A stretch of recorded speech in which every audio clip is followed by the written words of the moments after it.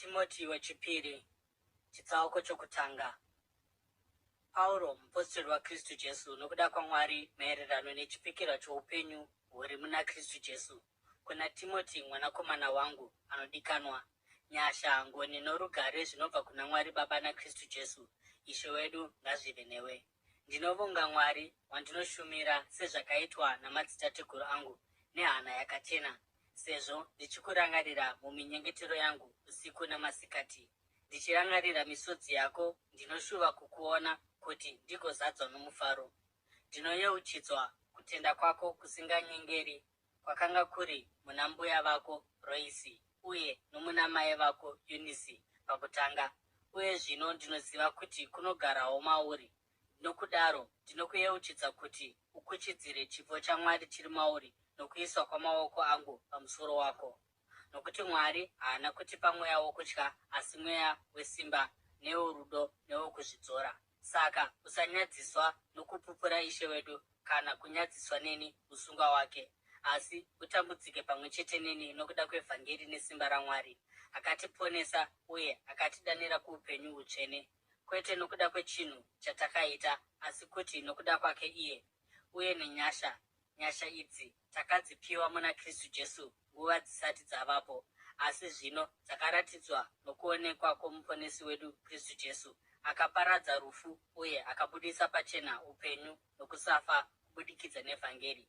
Uye ndakaitwa muparidzi, mupostori nomudzidzisi wevhangeri iri. Ndokusaka ndichitambudzika sezvandiri kuita, asi handinyadziswi, nokuti ndinoziva wandakatenda, uye ndinoziva kwazvo kuti anogona kuchengeta chandakamupa kusvikira zuva iroro. Zvawakanzwa kubva kwandiri zvichengete sedzidziso yechokwadi, nokutenda norudo muna Kristu Jesu.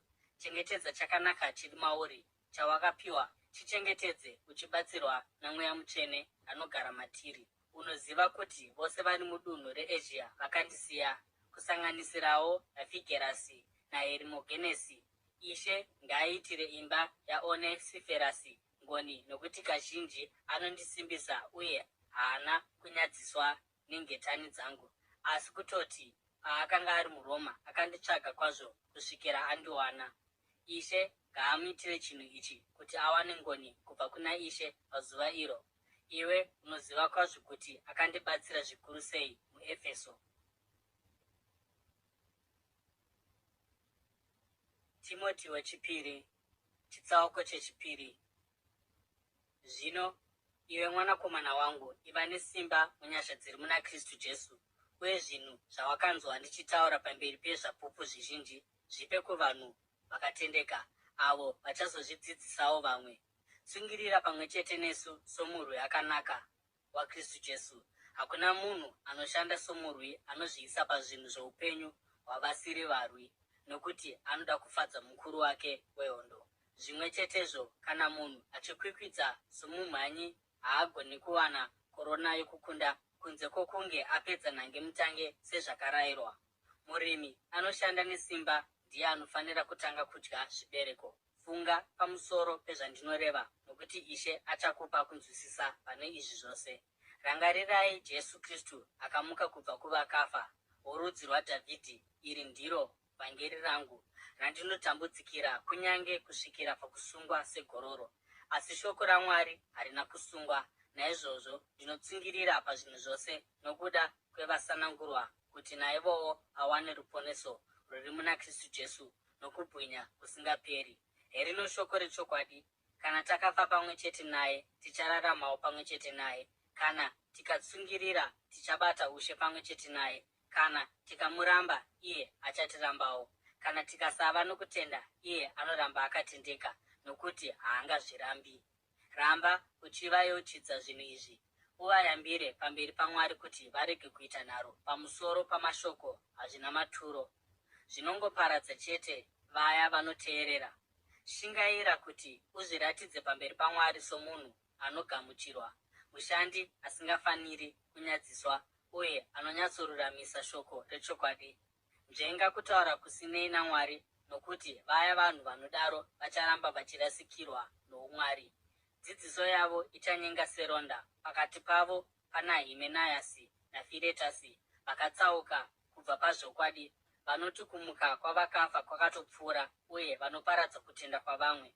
Kunyange zvakadaro, nheyo dzakasimba dzaMwari dzinomira, dzine chisimbiso ichi chinoti, Ishe anoziva vanhu vake, uye ani naani anopupura zita raShe anofanira kubva pane zvinhu zvakaipa. Ani naani anopupura zita raShe anofanira kubva pane zvakaipa. Muimba huru mune midziyo kwete yegoridhe kana yesirivha chete, asiwo yamatanda neevhu, mimwe inokudzwa, mimwe isingakudzwi. Kana munhu achizvinatsa kwazvo pazvinhu izvi, achava mudziyo unokudzwa, wakaitwa mutsvene, wakawanirwa basa naTenzi uye wakagadzirirwa basa rose rakanaka. Tiza kuchiva kwose kwoujaya uye utevere kururama, kutenda, rudo norugare navose vanodana kuna Ishe nomwoyo wakachena. Usava nechokuita nemibvunzo youpenzi isina maturo, nokuti unoziva kuti inongomutsa kukakavara. Zvino muranda waIshe haafaniri kukakavara, asi anofanira kuva munyoro kumunhu wose, achigona kudzidzisa asingatsamwi. Vaya vanomupikisa anofanira kuvadzidzisa nounyoro, aine tariro yokuti Mwari achavapa kutendeuka vagoziva chokwadi, uye kuti vachapengenuka vagopunyuka kubva mumusungo wadhiabhori akavaita nhapwa kuti vaite kuda kwake.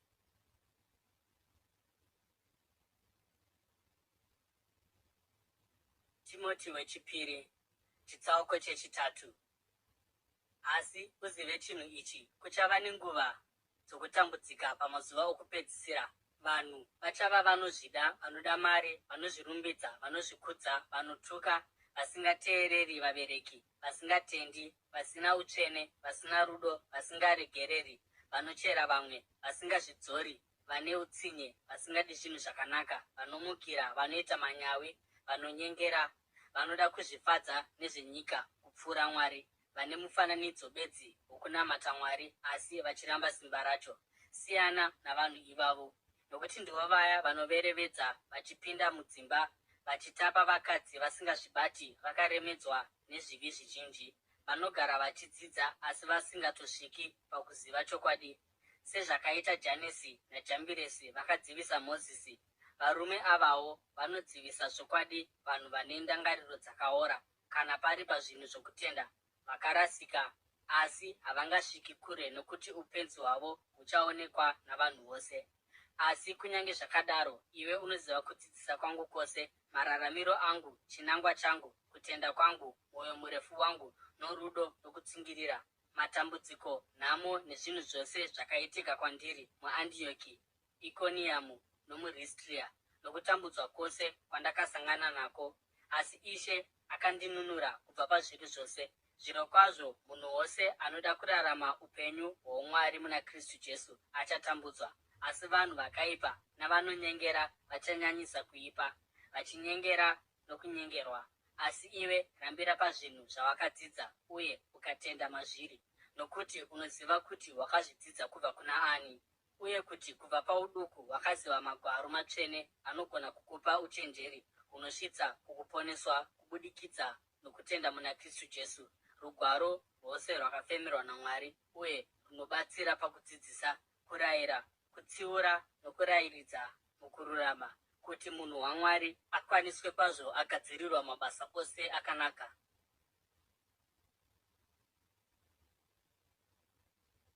Timoti wechipiri, chitsauko 4. Ndinokurayira pamberi paMwari naKristu Jesu, achatonga vapenyu navakafa, uye pamusoro pakuonekwa kwake noushe hwake, kuti paridza shoko, ugare wakagadzirira panguva yakafanira kunyange isakafanira.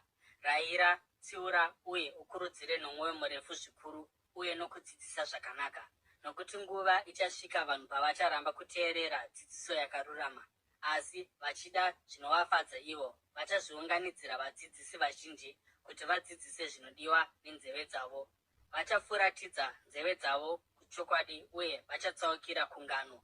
Asi iwe usvinure pazvinhu zvose, tsungirira pamatambudziko, uite basa romuvhangeri, uite mabasa ose oushumiri hwako, nokuti ini ndava kutodururwa sechipiriso chinonwiwa, uye nguva yangu yokuenda yasvika. Ndarwa kurwa kwakanaka, ndapedza nhangemutange yangu, ndachengeta kutenda kwangu. Zvino ndachengeterwa korona yangu yokururama, yandichapiwa naIshe mutongi akarurama pazuva iro, uye kwete ini ndoga, asiwo nokuna vose vanoshuva kuonekwa kwake.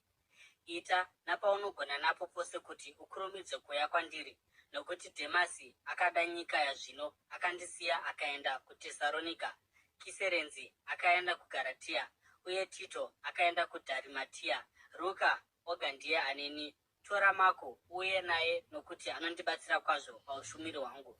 Ndakatuma Tikikasi kuEfeso. Paunouya uuye nejasi randakasiya naKapasi paTiroasi, uye uuye nebhuku rangu zvikuru, magwaro amatehwe. Arekizanda mupfuuri wendarira akandiitira zvakaipa zvizhinji. Ishe achamutsiva pane zvaakaita.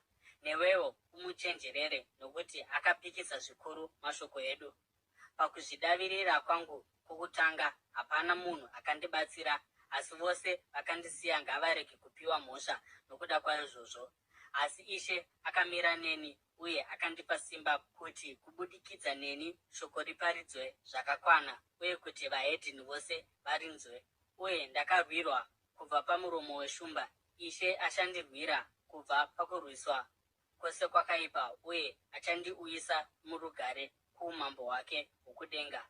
Kubwinya ngakuve kwaari nokusingaperi-peri. Amen. Ndikwazisire Pirisira naAkwira neveimba yaOnesiferasi. Erasitasi akasara kuKorinde, uye ndakasiya Tirofimasi paMiretasi achirwara. Ita napaunogona napo pose kuti uuye kuno chando chisati chasvika. Yubhurasi anokukwazisa, uyewo naPudhenzi, Rino, Kiraudhiyo nehama dzose. Ishe ngaave nomweya wako. Nyasha ngadzive newe.